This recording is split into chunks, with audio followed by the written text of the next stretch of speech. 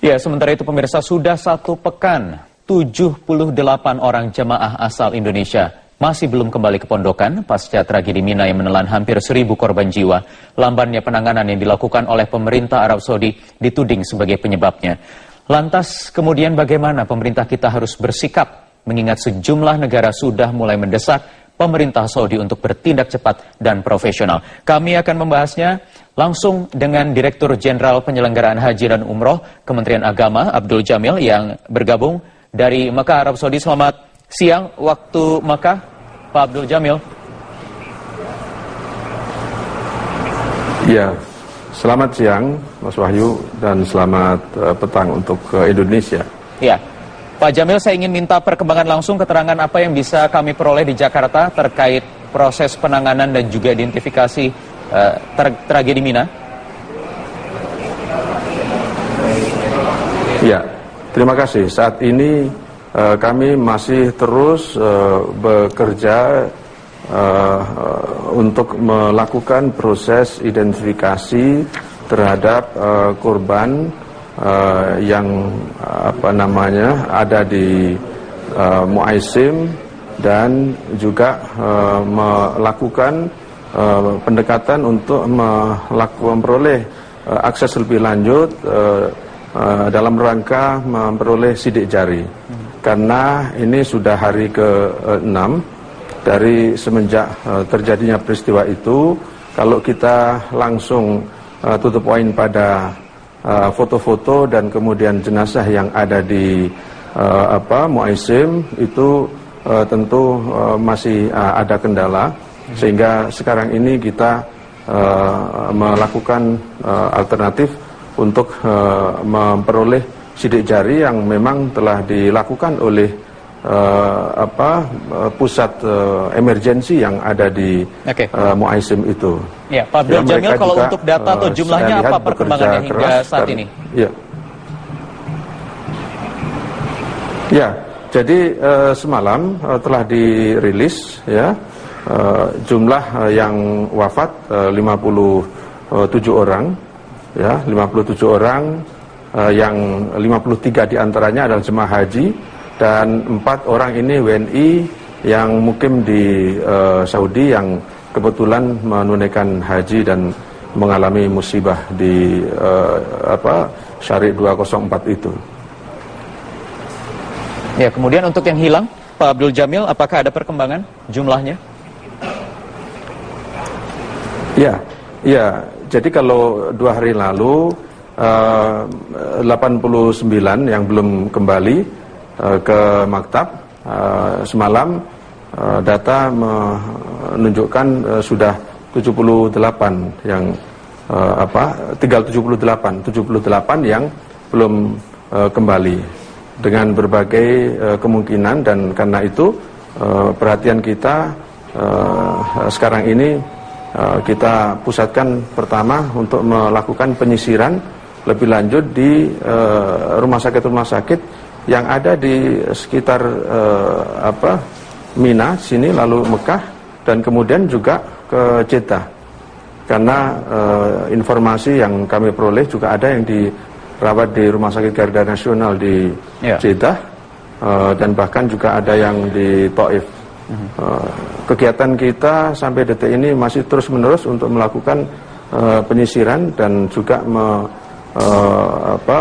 cari informasi pada ketua rombongan dan ketua regu perihal jamaah haji di regu di rombongan yang sampai sekarang belum kembali. Ya, Pak Abdul Jamil, ini koordinasinya bagaimana yang diterapkan terutama oleh perwakilan dari pemerintah kita PPIH di sana dengan aparat di Arab Saudi untuk mencari jemaah-jemaah yang sampai saat ini masih hilang ini? Teknisnya, secara teknis bagaimana untuk mempercepat proses, Pak? Karena ini mengingat sudah 1 pekan sejak kejadian. Ya, secara teknis memang ini pemerintah Saudi itu kan sejak terjadinya peristiwa lebih memfokuskan perhatian pada upaya untuk pertama penyelamatan mereka yang masih terluka, ya, kemudian mereka mengumpulkan yang korban wafat itu semula di rumah sakit yang ada di sekitar Mina, dan kemudian setelah 1-2 hari, lalu mereka pusatkan itu di satu pusat emergensi yang ada di Muaisim. Di sanalah mereka lakukan proses identifikasi terhadap jenazah yang dikumpulkan dari berbagai rumah sakit itu. Ya, dilakukan identifikasi, sidik jari dan seterusnya. Dan kemudian bersamaan dengan mereka bekerja, kita juga bekerja untuk mengidentifikasi foto-foto yang ada, dan foto-foto ini kadang-kadang menyertakan atau ada identitas yang melekat, tapi kadang-kadang foto ini tidak ada identitasnya sama sekali, sehingga kita perlu melakukan cross check dengan mereka-mereka yang bertugas untuk melakukan identifikasi di kantor darurat tadi itu. Jadi ada tim dari petugas Indonesia yang memang juga dikerahkan akan kita tempuh. Kami mengerahkan dari petugas haji Arab Saudi, dan termasuk juga teman-teman lokal staff yang ada di KJRI. Dan juga kita gunakan juga pendekatan secara instansional, agar supaya kita bisa lebih lanjut untuk melakukan proses-proses identifikasi, memastikan orang-orang yang belum kembali ke kloternya masing-masing ini mereka ada di mana. Baik, Pak Abdul Jamil, apakah pemerintah kita masih menganggap lambannya proses identifikasi ini satu hal yang wajar karena mengingat banyaknya juga jumlah korban tewas begitu dan juga hilang, atau bagaimana? Mengingat juga sejumlah negara lain sudah mendesak meminta pemerintah Arab Saudi ini bisa bertindak cepat dalam menuntaskan masalah ini. Ya mereka saya lihat bekerjanya cukup keras, karena memang jumlah korban yang begitu banyak di tengah-tengah kesibukan kegiatan haji di Mina, yang itu merupakan bagian dari puncak pelaksanaan haji, di mana Mekah ini dipadati tidak kurang dari 1,3 juta orang. Ya, jadi kita bisa membayangkan pada saat kita hari pertama terjadinya insiden, kita ke rumah sakit yang ada di Mina, itu rumah sakit itu nyaris tidak bisa menampung korban yang datang bergantian. Sehingga kesempatan untuk hari pertama melakukan identifikasi tentu tidak menjadi prioritas bagi pemerintah Saudi. Oke, baik Pak Abdul Jamil, kita tahan sebentar.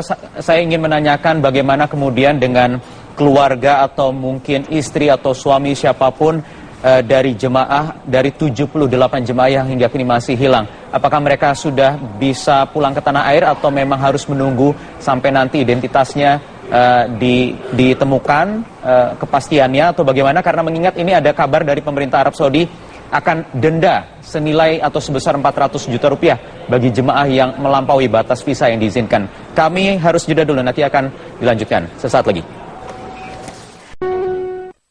Didukung oleh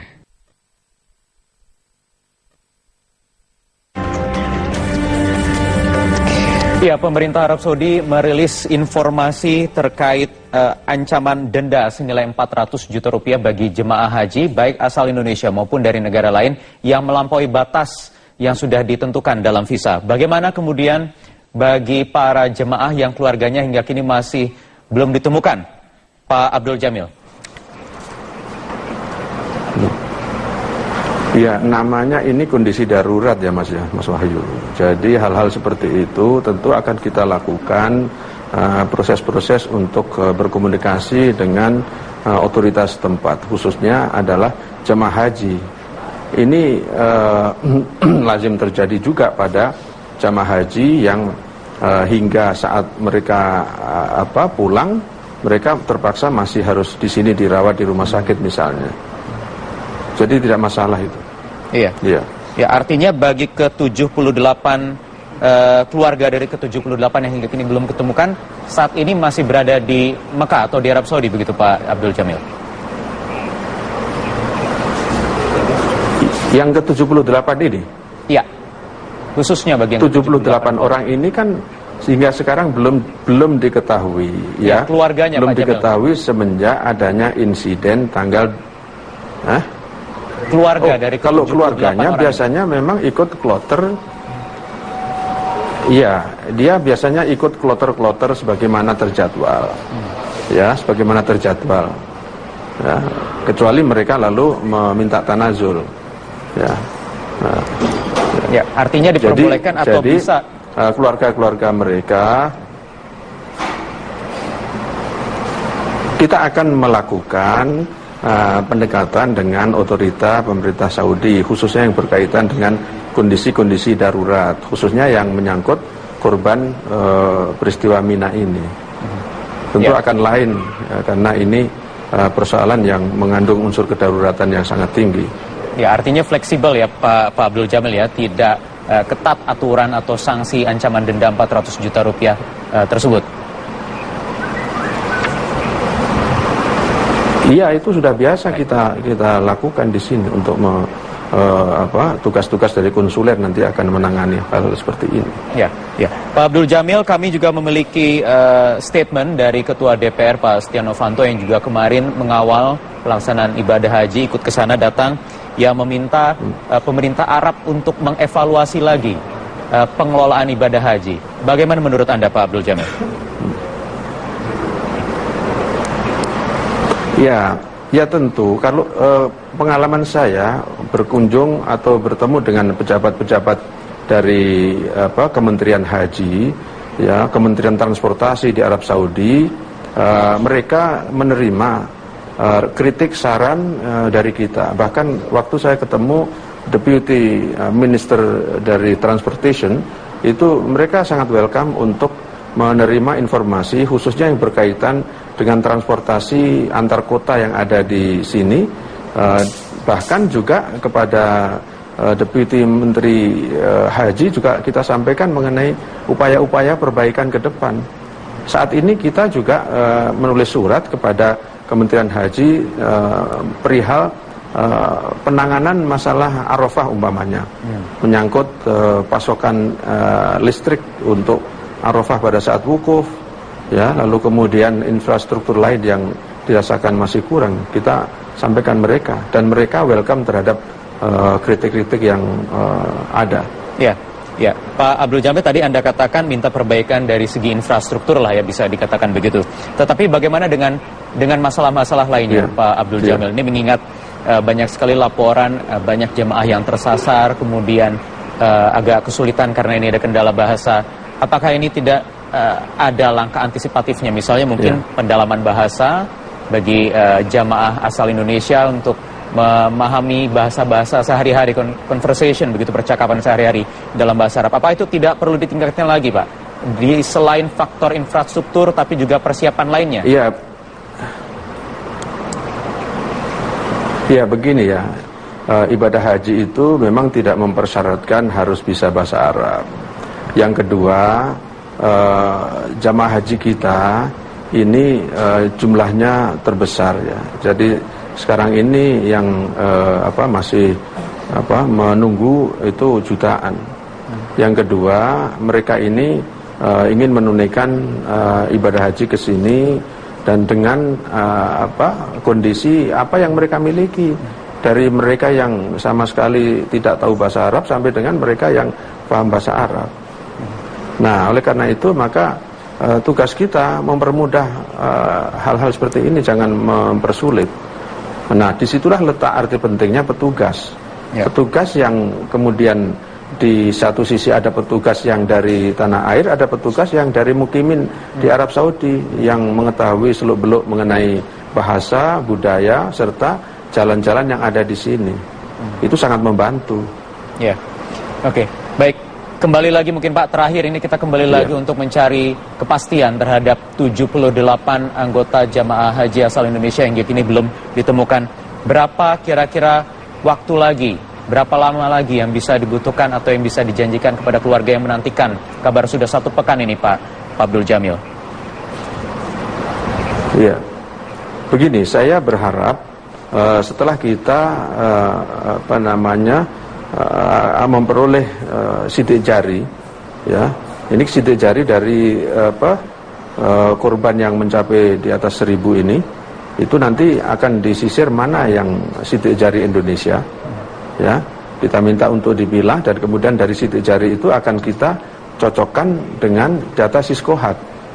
Karena dengan sidik jari itu akan bisa diperoleh nomor visa yang bersangkutan. Dan itu sudah kita lakukan terhadap jamaah yang sudah diketahui sidik jarinya semalam. Apakah itu dari jenazah tinggal seperti kabar atau informasi yang kami peroleh di Jakarta?